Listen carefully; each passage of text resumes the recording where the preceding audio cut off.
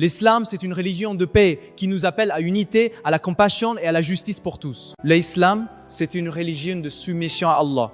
Nous croyons en unité divine, en la révocation du Coran et en la mission du prophète Mohammed. Paix soit sur lui.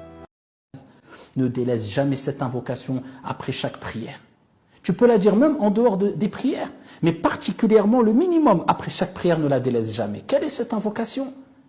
Allahumma a'inni ala dhikrika wa shukrika wa husni ibadatik.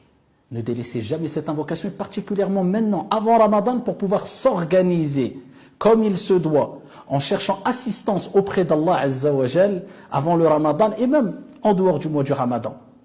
Oh Allah, assiste-moi, aide-moi, afin que je t'évoque, ala dhikrika wa shukrika, afin que je sois reconnaissant comme il se doit envers toi, je te remercie comme il se doit, wa husni ibadatik, et que je t'adore comme il se doit, je t'adore convenablement.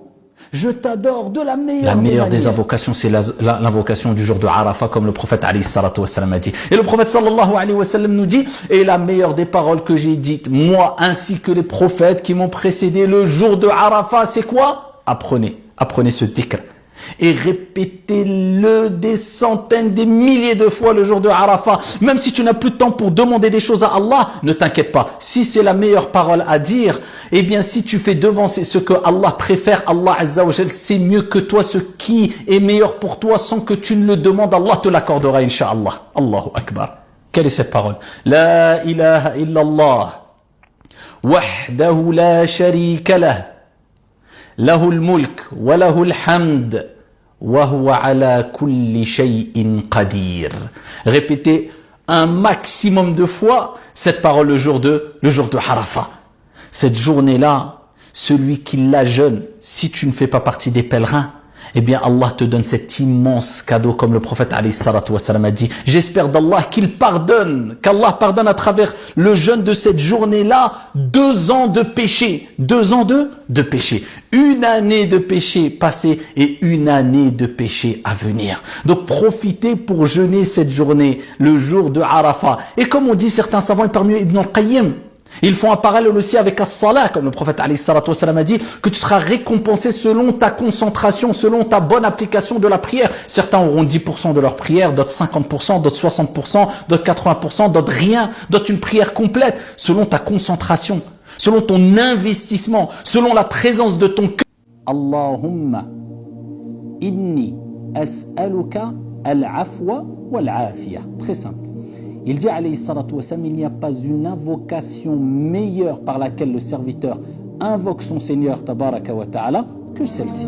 Alors, pourquoi le prophète a considéré que cette invocation était la meilleure des invocations? Parce que dedans il y a tout ce que le croyant a besoin pour réussir ici-bas ainsi que dans le delà, pour goûter à l'apaisement et au bonheur ici-bas ainsi que dans le delà. On demande al-afu. Al-afu, c'est la demande de pardon auprès d'Allah Azza wa Jal, de sorte qu'Allah non seulement pardonne notre péché, mais en plus de cela efface notre péché et qu'il n'y ait aucune conséquence mauvaise, négative concernant le péché qu'on a commis. Puisque Allah Azza wa Jal l'a effacé, Inch'Allah, après notre demande. En tout cas, c'est ce qu'on espère. Allahumma inni as'aluka al-afwa. Oh Allah, pardonne mon péché, efface-le.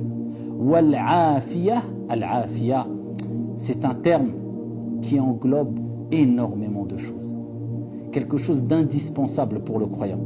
C'est la demande de préservation de tout mal, de la mauvaise santé, des maux qui peuvent toucher le corps, mais aussi le cœur. On demande à Allah la bonne santé du corps, mais aussi du cœur. La hawla wa la quwwata illa billah, et dis à ton épouse de répéter cette parole-là. D'accord? De prouver à Dieu que tu sais que c'est lui qui change les situations et qui transforme les choses. Et qu'il n'y a aucune puissance si ce n'est d'Allah subhanahu wa ta'ala. Il est parti voir son épouse. Elle lui a dit, qu'est-ce qu'a dit le prophète alayhi salatu wa sallam? Elle a dit, on doit dire la hawla wa la quwwata illa billah. Elle a bien pris ce conseil, elle a été satisfaite, ils se sont posés et ils n'ont cessé de répéter la hawla wa la quwwata illa billah avec une bonne compréhension, une bonne prononciation et avec certitude que c'est Allah qui change, qui transforme les situations. jusqu'à ce qu'il a été rapporté que son fils, quand il a eu un moment d'inattention venant des personnes qui l'ont capturé, a réussi à prendre la fuite.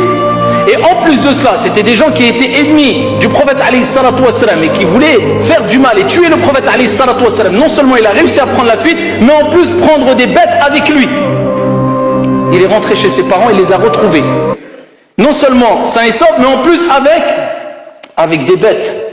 Ne délaisse jamais cette invocation après chaque prière. Tu peux la dire même en dehors des prières, mais particulièrement le minimum après chaque prière, ne la délaisse jamais. Quelle est cette invocation?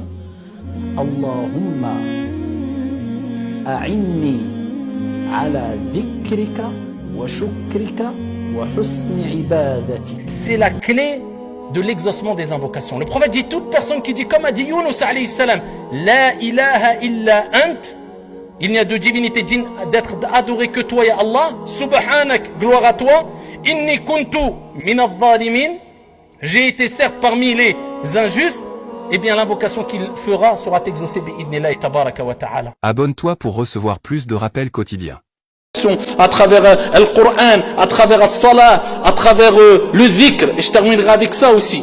Le dhikr, vous savez, vous connaissez le hadith de Fatima radiyallahu anha wa ardaha, fille du prophète alayhi salatu wassalam, qui est venue voir le prophète. Elle a dit à Rasulallah, est-ce qu'elle a demandé de l'aide, une servante pour l'aider dans ses tâches, dans ses activités, parce que voilà, les tâches et les activités à l'époque c'était pas comme aujourd'hui, hein.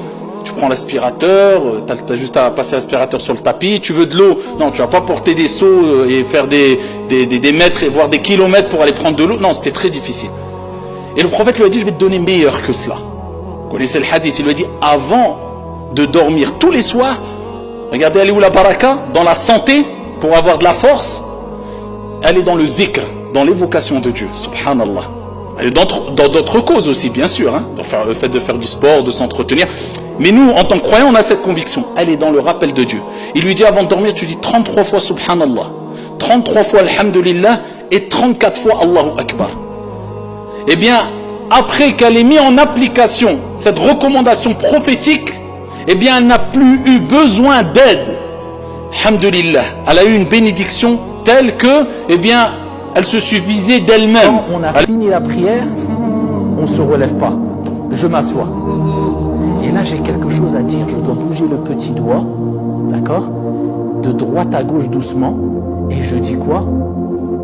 التحيات لله الزاكيات لله الطيبات الصلوات لله السلام عليك أيها النبي ورحمة الله وبركاته السلام علينا وعلى عباد الله الصالحين أشهد أن لا إله إلا الله وحده لا شريك له وأشهد أن محمدا عبده ورسوله اللهم صل على محمد وعلى آل محمد etc. Je dis oh là là, c'est beaucoup tout ça. C'est pas grave. Si tu as 10 ans ou plus et tu veux les apprendre et tu as fait un programme pour les apprendre, c'est très bien. Mais si tu as 6 ans, 5 ans, 7 ans, 8 ans, tu connais pas, même si tu ne les connais pas par cœur, c'est pas grave. Tu dis juste subhanallah, alhamdulillah, Allahu Akbar, ou bien subhanallah, subhanallah. Tu dis ce que tu connais. Le prophète sallallahu alayhi wa sallam, parmi l'invocation qui répétait le plus souvent, Rabbana atina fi dunya hasana wa fi al-akhirati hasana. C'est l'invocation la plus complète. C'est la plus complète. Pourquoi? Parce qu'elle réunit tout. Donc si tu as du mal à apprendre les invocations, apprends juste celle-là. Rabbana atina, donne-nous ici-bas. Il a commencé par la vie d'ici-bas.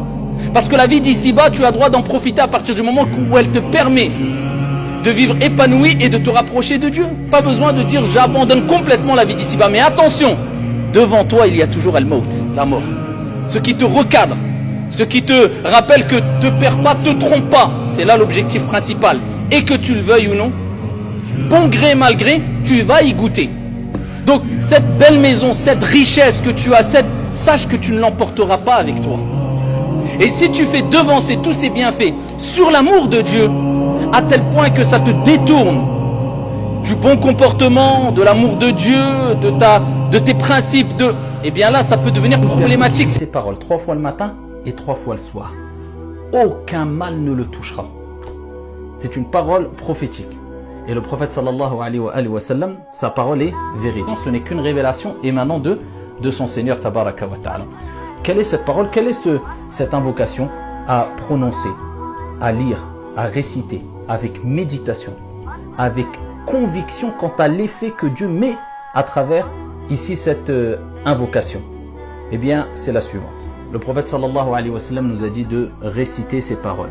Bismillahilladhi la yadurru ma'a ismihi shay'un fil ardi wala fis sama' wa huwa as-sami'ul alim.